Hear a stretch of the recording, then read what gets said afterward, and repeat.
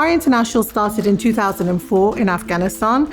At the time, Lars and myself were working in Kabul. I was volunteering for the UN, and I realized that for every single project that was required, there were at least 10 to 15 people involved in different layers of decision-making and delivery. And there was such a volume of services needed to support the United Nations at the time in Afghanistan. They needed services such as catering, they needed supplies, they needed procurement, they needed generators, they needed fuels. So we started RA International to respond and provide a one-stop shop for clients who wanted particularly difficult hybrid services in remote locations. And we did the first job, which was a $2,400 generator that was required by a client. And it was required in a very remote location, 3,000 meters above sea level. We now fast forward 15 years later, and RA is a company that has got over 2,000 employees. We have operated in 15 countries, delivering over $500 million worth of projects. The projects are ranging from infrastructure projects in Central African Republic all the way to support projects in Denmark, which is slightly further away from our norm. But as a company that provides solutions for complex projects, we go where the clients want us to go. We've defined our space as remote site service providers. We speak about remoteness as a geographical position, but also a political position. So whereas a remote mine in the north of Sudan is geographically remote, Mogadishu, it's politically remote because of the conflict and the political disturbances that are there. We're one of the few that can actually operate in these ones, and we're definitely one of the only ones that can offer the full service breadth of what we do. This sets us apart from the competition, and that's also one of the reasons the United Nations recognizes us as an essential service provider. We operate across 3 service channels: integrated facilities management, construction, and supply chain. So within integrated facilities management, we're either servicing infrastructure or we're servicing people through the provision of life support services. From a construction perspective, we're building accommodation, commercial facilities, warehouses, and infrastructure such as runways and roads. Supply chain activities, generally what we're doing is procuring goods internationally and then using our global supply chain to then deliver these to the country of operation and then doing last mile logistics to site. Integrated facilities management makes up almost 70% of our order book. It's high quality revenue, it's the highest margin service that we offer, and it's growing consistently. We sign these contracts on a long-term basis, generally 2 to 5 years. Working with these clients that we do in the countries that we do, we actually have to think about the element of trust as being paramount. The client trusts us to do the right job. They trust us to deliver on time. They trust us to deliver on budget. And they trust us to tell them all the different parameters that could change any deliverable within that project. You have to remember that in these areas, it's really critical for some of our clients, such as the UK MOD. They've made a commitment to the government. They've made a commitment to the local government they're working with. They've made a commitment to their own government. They made commitments to the funding that's come behind that. And it's our job to deliver responsibly to these commitments. We're there to ensure that not only are we getting the projects in on time, we're getting the projects right, and we're getting the projects within the parameters that they have set. And it's this trust that has enabled us to grow the company with the clients. The clients are actually taking us from country to country to support their needs. We've grown organically through our clients. The unique differentiator that RA has always stood out is we do our research. We tend to go on the ground 2 years before a project is about to start.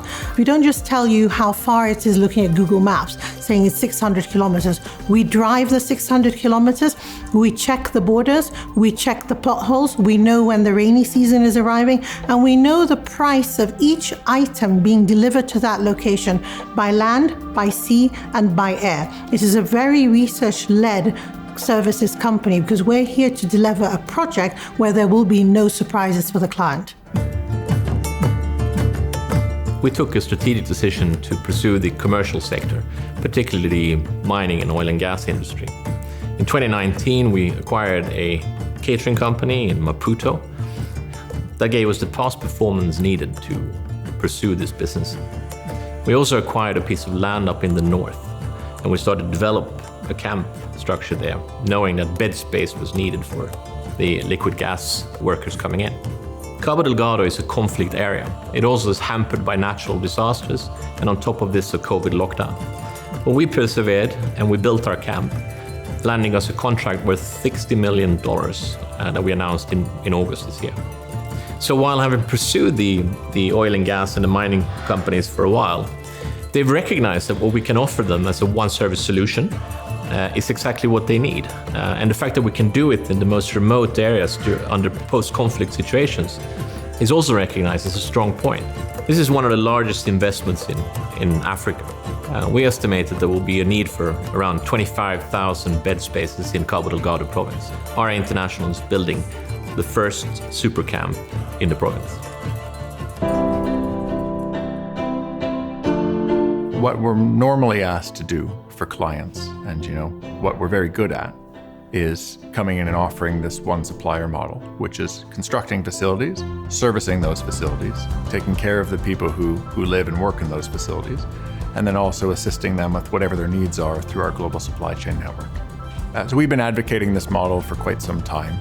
We see it offering benefits to the customer regarding accountability and also cost savings. An example of the one supplier model is Donna Kelly, who approached us asking us to construct them a facility and then also service that facility and provide life support services to their staff and the staff of their contractors through the 2-year construction period in Eritrea. That contract was awarded in August, and it's leading to a number of new inquiries from minerals companies looking for the same model. Sustainability is part of the company's DNA. It's in our culture. We started looking at the United Nations Sustainability Development Goals. And we identified 3 of these where the company had a direct impact. We work with our customer to see how we can deliver together on these SDGs as well, in a way of changing their culture and their habits in how they implement their projects. The company has been a signatory to the United Nations Global Compact since 2008. In that, you produce an audit report for the United Nations. For the last 2 years, we've taken a step further and now produce a sustainability report. This is accessible on our website, and we encourage you to read it. It'll tell you exactly what we do and how we do it. It will also highlight the fact that we're doing a carbon footprinting, and we did our first baseline year in 2017 and are now measuring ourselves against these, constantly improving. Because the company operates in remote sites, we use generators and diesel fuel. Now, this is something we try to change by introducing solar power. And currently, we're building the first fully solar-powered building in Mogadishu for UNICEF. So we listed on AIM in June of 2018, and in 2 short years, we've transformed the business. At the time, we were bidding on contracts between $1 to $10 million on average. Today, our average contractual bid and the contracts being awarded are between $10 and $100 million. IFM revenue was around $75 million at the time of IPO. It's now $127 million. So our order book is now $185 million. And when we came to market in 2018, one of our strategic initiatives was to diversify away from the humanitarian sector to also include the government and commercial sectors. At the time, we had 9% of our order book representing government and commercial, and now that's up to 53%. At the time of the IPO, we were operating around 8 countries. So far this year, we've completed projects in 12 countries, and hopefully that list will expand by the end of the year. We're confident in the growth of the business going forward, as evidenced by that we increased our dividend by 25% earlier this year.